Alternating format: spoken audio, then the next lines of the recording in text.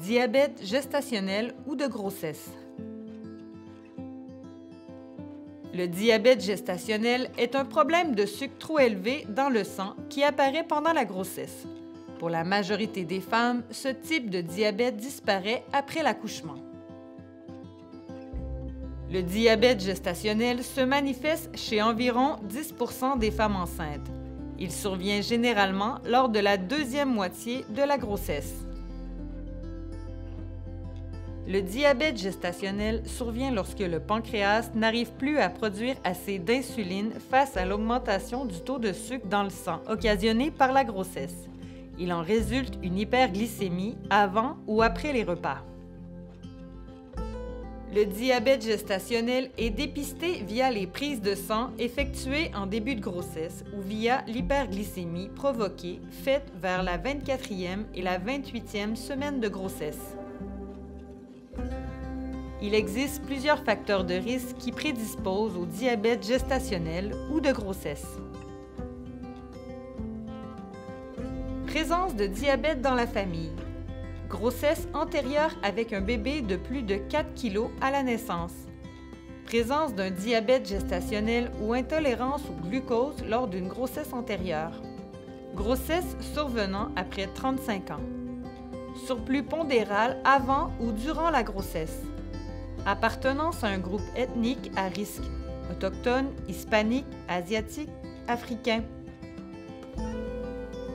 S'il est mal contrôlé, le diabète gestationnel peut avoir des effets négatifs sur le bébé.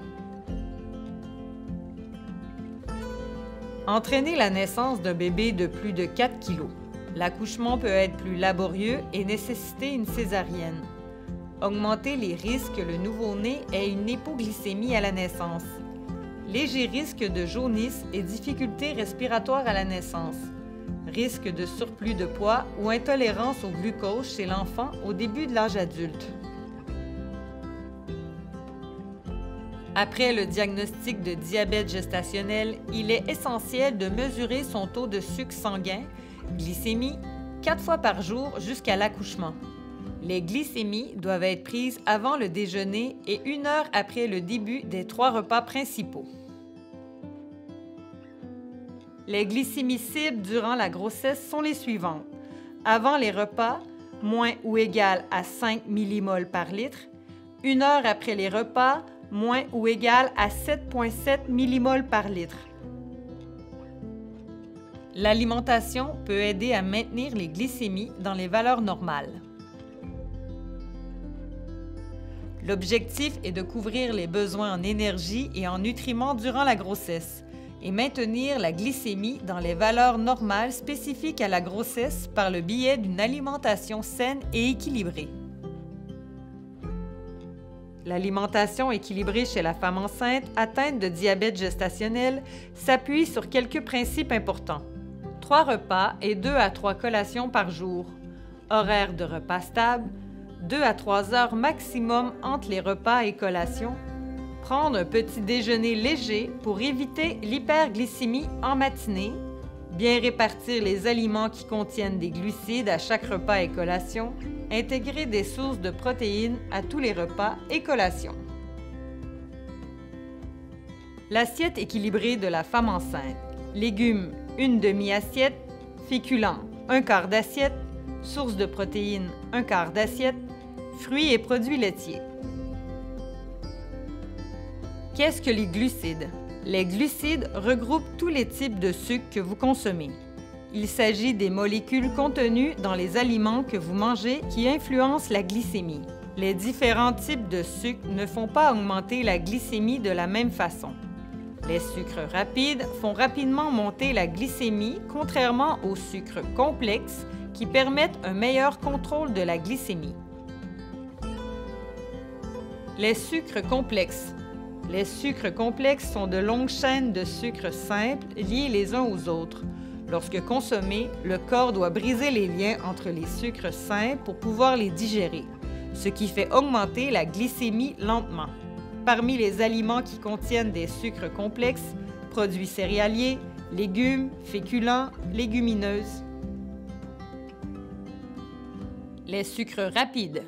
Il est préférable de limiter ou éviter les aliments qui contiennent de grandes quantités de sucre rapide durant la grossesse, puisqu'ils font rapidement augmenter la glycémie. Parmi les aliments qui contiennent beaucoup de sucre, cassonade, sirop d'érable ou de maïs, miel, confiture sucrée, tartinade sucrée, caramel, boissons gazeuses, jus de fruits, boissons alcoolisées, sucreries, pâtisseries.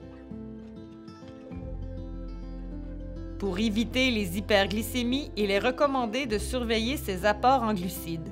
Toutefois, les glucides demeurent essentiels pour votre santé et celle de votre bébé. Il faut en consommer régulièrement. Globalement, il est recommandé de répartir les aliments qui contiennent des glucides durant la journée pour permettre un meilleur contrôle glycémique. Déjeuner 30 g, collation d'avant-midi 30 g, dîner 30 à 60 g, collation d'après-midi de 15 à 30 g, souper de 30 à 60 g et collation de soirée 15 à 30 g. Pour faciliter cette répartition des glucides, il est recommandé d'utiliser des portions d'aliments dont le contenu est équivalent à 15 g de glucides. Voici quelques exemples de portions d'aliments qui contiennent environ 15 g de glucides. Produits céréaliers. Privilégiez le plus souvent possible les produits céréaliers à grains entiers, car ils sont riches en fibres alimentaires. 15 g de glucides équivaut à 1/3 de tasse de couscous cuit, 1/3 de tasse de riz cuit, 7 biscuits soda, 1/3 de tasse de pâte cuite, une tranche de pain. Légumes féculents ou farineux. 15 g de glucides équivaut à 3 carottes, une demi-tasse de légumineuses comme des haricots, une tasse de pois verts, une demi-tasse de maïs en grains ou une patate. Fruits. 15 g de glucides équivaut à une pomme, une demi-banane, 2 tasses de fraises, une orange, une tasse de bleuet. Lait et substituts. Il est conseillé de consommer au moins 2 à 3 portions de lait ou de substituts par jour pour leur teneur en calcium et en vitamine D. 15 g de glucides équivaut à une tasse de lait, une boisson végétale vérifiée étiquette, 3/4 de tasse de yogourt nature, une demi-tasse de yogourt aux fruits. Certains aliments contiennent une quantité négligeable de glucides et peuvent donc être consommés sans augmenter la glycémie. C'est le cas des légumes non féculents qui peuvent être consommés à volonté, ainsi que des viandes, volailles, œufs, poissons, fruits de mer, fromages, noix ou graines. Protéines. Il est important d'inclure une source de protéines à chaque repas et collation, car cela permet de ralentir l'entrée du sucre dans le sang. Sources: poissons, fruits de mer, légumineuses, tofu, œufs, produits laitiers, volailles, viande, noix, etc. Fibres alimentaires.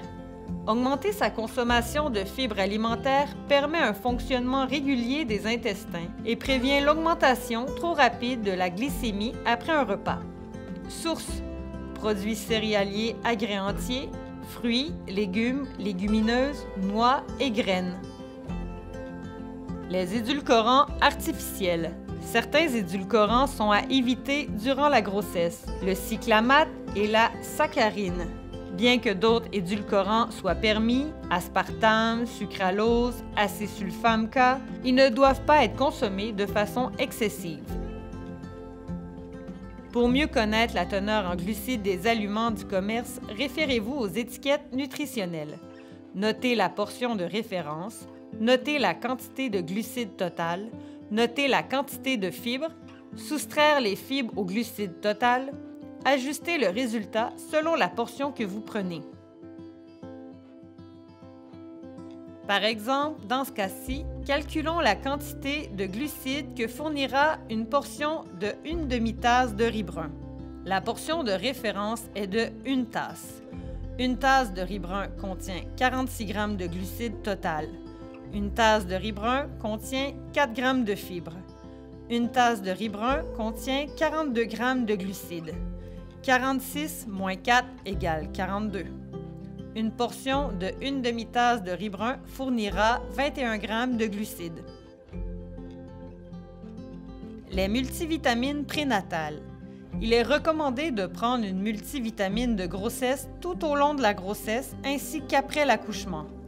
La multivitamine prénatale devrait contenir au moins 0,4 mg d'acide folique et de 16 à 20 mg de fer. Certaines femmes pourraient avoir des besoins différents.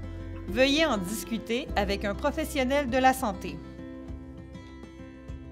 Faire 150 minutes d'activité physique par semaine peut aussi aider à contrôler la glycémie.